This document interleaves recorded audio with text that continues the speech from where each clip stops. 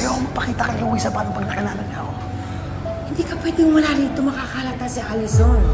Just get yourself together and keep your distance from Luisa. Come on. Mom? Jared? Yeah. Hurry! Yeah! Come on.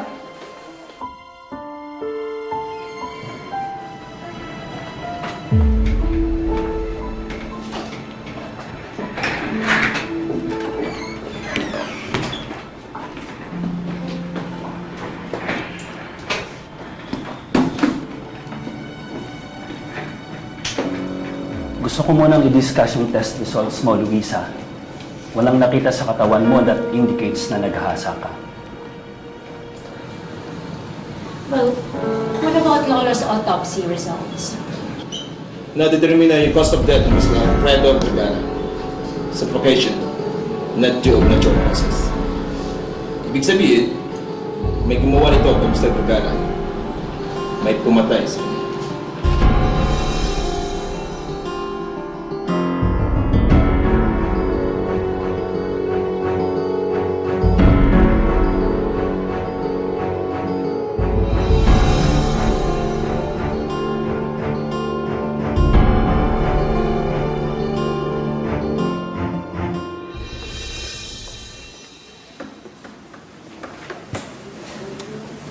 Tagal naman nila, mamaya may nangyari na dun, ha? Ang OA mo naman. Nag-uusap lang sila tungkol kay Sir Fred.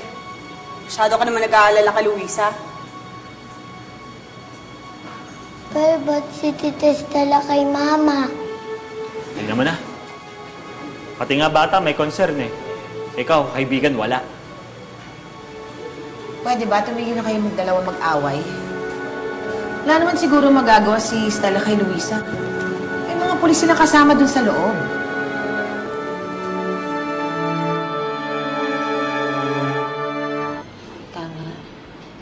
Tama nga inaalala ko. Meron taong pumasok dun sa rest house. Kailangan hanapin niyo siya kasi siya yung pumatay kay Alfredo. Pero walang ibang nakakita. At walang proof na naghahasa ka. Maybe you're just making these things up. Ha? Bakit ko naman gagawin yung Stella? Ma, are you saying... Kung pinagtatakpan lang ang sarili mo, dahil ikaw ang pumatay sa papa mo, ako, you killed him.